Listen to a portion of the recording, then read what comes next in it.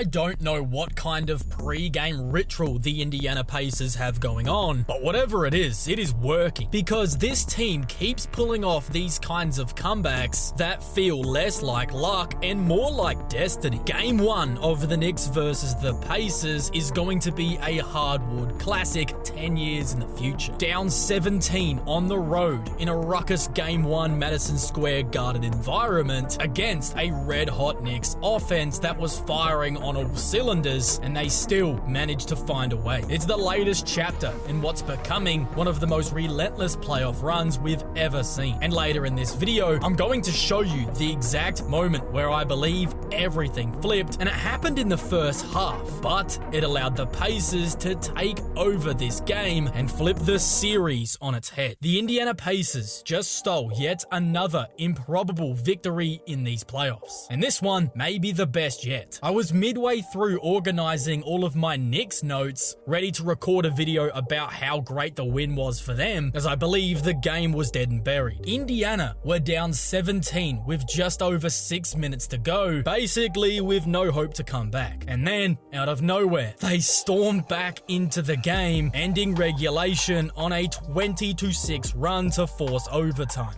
It was chaos. It was drama. It was everything you want from playoff basketball. And then came one of the most incredible shots you'll ever see in a playoff game. Tyrese Halliburton with the bounce of the basketball gods, as he hit for what looked like the game winner. Everybody thought the game was over, but then on replay, his foot was on the line, tying it up instead of winning it. But even Tyrese Halliburton thought he had won the game, pulling out the infamous choker celebration. And I'm telling you right now, if the Pacers went on to lose that game in overtime, man, that would have been a moment in history. Because if you're Tyrese Halliburton after doing that, you would have been the butt of a joke for the rest of your life. So the overtime was one Indiana simply had to win. And of course, they pull it off, picking up their first win in the Eastern Conference Finals since 2004, finishing off the Knicks in overtime. I'm still not sure where to begin, but let's just start with Indiana, because they were done. I mean, truly, absolutely finished. It wasn't just that they were trailing, it was the energy, the momentum, and just how good the Knicks were playing, as it appeared as if they were attending their own funeral. But if there's one thing we've learnt about this team over the course of the playoffs, it's that they simply don't quit. They have a rock-solid identity, and no matter the score, they continue to come at you. Aaron Nesmith was the embodiment of that in the fourth quarter, as he had nothing short of an out-of-body experience. The man went full supernova, hitting 6 threes in 5 minutes, and these were not easy shots either. They were deep, off the dribble, contested, on the move, you name it. Each of them felt more ridiculous than the last, as this was one of the most wild playoff heat checks you're ever going to see, helping himself to 30 points with 8 threes in the game, basically turning into Tracy McGrady down the stretch. I actually did mention Aaron Nesmith in my series preview, sending a warning to New York that you can't just stick someone like Brunson on him and forget about it. Not only is he Indiana's best three-point shooter, but he's also made real strides with his ball handling and shot creation off the bounce. And in this game, he put it all together and let the NBA world know that he should not be an afterthought. It was genuinely incredible. Right now, the NBA world is stunned. That finish was one of the best of the season, giving us all of the emotions you'd expect for a full playoff series, but we got it all in just game 1. If the series ended today, we'd be talking about game 1 like it was a full 7-game series. But instead, the battle will continue, as Indiana now walks away from game 1 with home court advantage. And even though that game feels like they won a series, they still need to win 3 games against this Knicks team, a New York side that just knocked off the reigning champs. But let's rewind and really break down how we got here, because this one definitely deserves a deeper look. The win probability chart from ESPN really tells the story here. For more than half of that fourth quarter, the Knicks were comfortably sitting with over a 95% chance to win the game, even with just 34 seconds left on the clock and Indiana embarking on that run. The number still didn't budge. But then, as we've seen before with this Pacers team,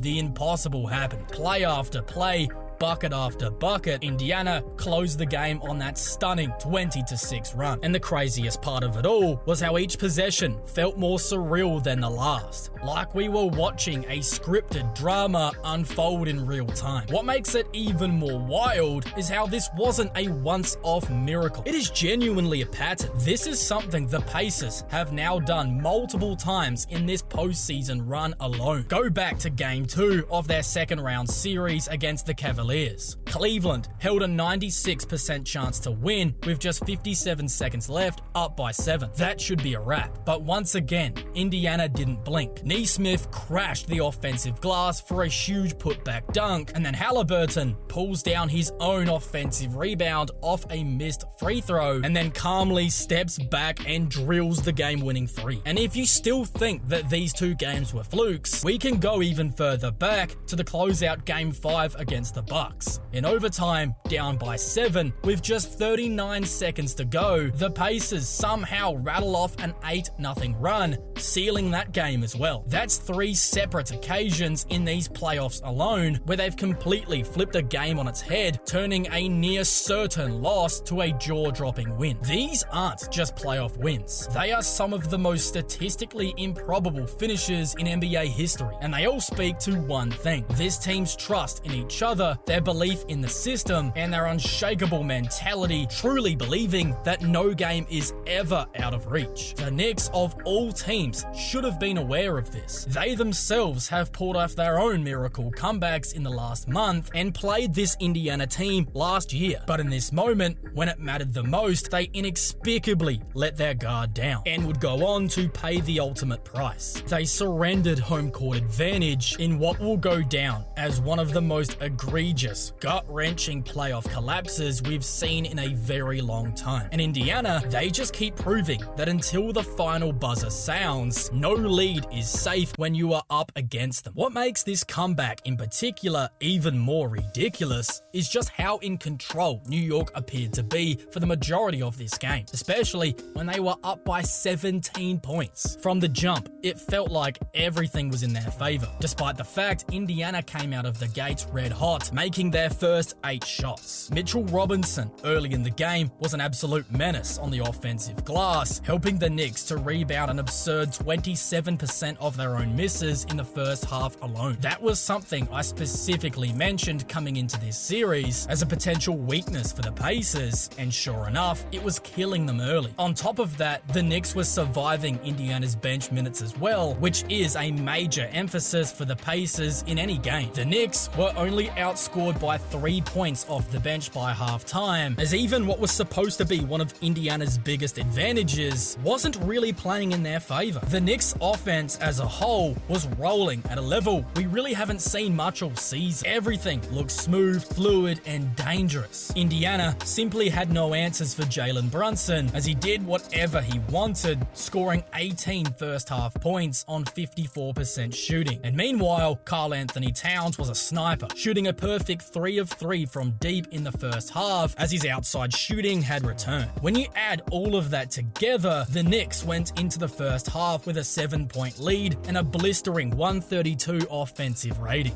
They weren't just leading, they were dominating. Indiana could not buy a stop, and the New York Knicks looked better in every single category. But even in the middle of all that dominance, there was one moment, one subtle shift, where I believe the tide began to turn before it was even obvious. It came from something I've been talking about since the start of the Celtics series: the importance of attacking Karl Anthony Towns in pick and roll coverages. The Celtics didn't do it nearly enough against New York, but in this game, the Pacers were relentless in attacking Towns, whether it was in pick and roll or pick and pop situations. And honestly, I have no idea what the Knicks' coverage plan was in this game. They had to have known that this was coming, but somehow they looked completely unprepared for that moment. Cat gave Halliburton everything he wanted on those looks, and it helped to get Tyrese going early, helping him to find a rhythm and building the confidence to do what he did late in this game. Halliburton finished the game with 31 points and 11 assists on 62% true shooting, and that is exactly what I said he needed to do coming into this series. He cannot be be the passive guy where he only takes 7 shots in a game to finish with 10 points. Tyrese has to be the scorer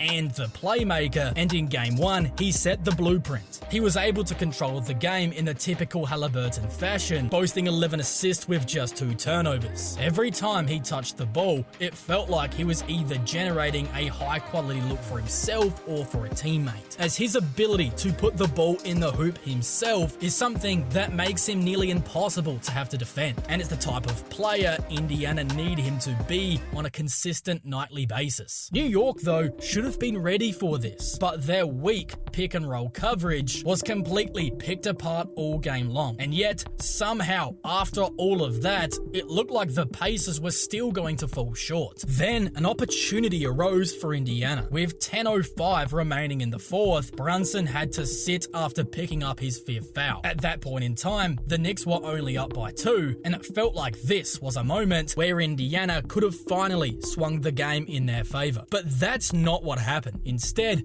the Knicks went on a monstrous 14-0 run behind OG Anunoby and Cat's offense, while they were also able to be a dominant force on the defensive end, as suddenly New York had built that 17-point lead with only 6.5 minutes to play. The game looked over. That was the stretch, the kind of momentum that is usually good enough to ice a playoff game. But against this Indiana team, a team that simply refuses to go away, even that was not good enough. They don't quit. They never flinch, and as we've seen multiple times now, no matter how deep of a hole they are in, they believe they have the ability to climb out of it, as they continue to prove everybody wrong, only gaining more belief in their system, especially after this ridiculous win. If you've been following the Pacers at all this postseason, you know one thing's for certain: you have not beaten them until the final buzzer sounds and the red light is flashing on the game clock. No matter the deficit, no matter how little time is left, the team never lets go of the rope. They just keep coming. They'll pressure you full court, make you work for every dribble, and even when you score, they're just pulling it right out of the net and sprinting it back at you 100 miles an hour every time. It's relentless, and really their play style is built to hunt for late game chaos, as the second you let up, even for a moment, they're good enough to punish you for it. A late rotation, one guy jogging back, even a tiny lapse in focus, and that's all they need. Their offense is designed to capitalize instantly, always looking for that first kick-ahead pass, the first sliver of an advantage, as they believe in their high-risk, high-reward pressure style, trusting that over the course of 48 minutes, it'll be good enough to break you down. It's these chaotic, high-pressure moments that is really their comfort zone. That's why the team is so tough to beat, and it's also why the question hanging over all of this is, can this chaotic, aggressive style actually lead to a championship? That's what we're all wondering. Because yes, they still need 3 more wins to close out the Knicks. Let's not forget that. But if they do get through, and we're staring at a finals matchup between either Oklahoma City or Minnesota, believe it or not, the Pacers might actually have the edge there. If it's OKC, which is more likely, given they're leading the series 1-0, the Pacers actually have the playoff experience edge. As we saw in round 2,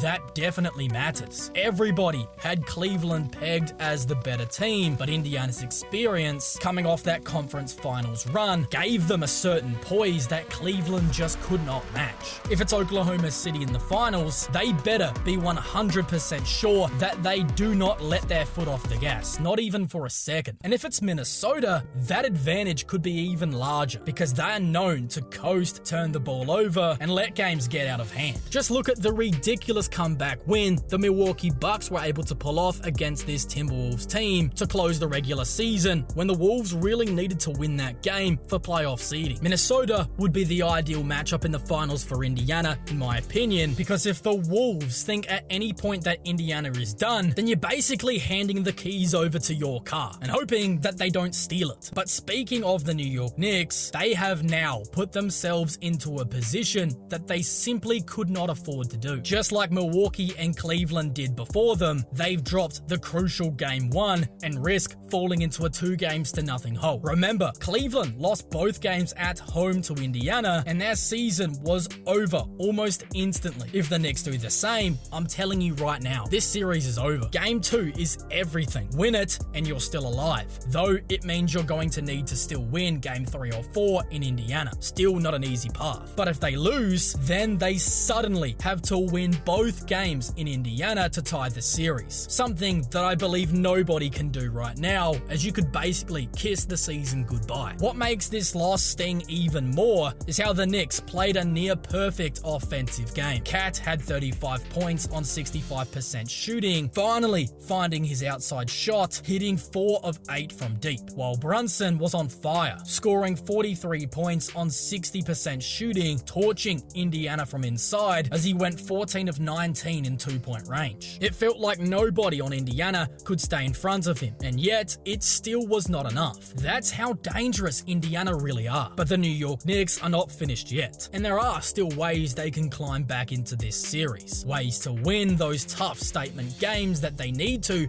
keep their season alive. And if you want to see exactly how I believe they can do that, where the opportunities lie, and what adjustments need to be made, then you can check out my full series breakdown where we take a deep dive on each team's strengths and weaknesses to uncover a path to victory. And if you want to see that full breakdown video, you can check it out right now.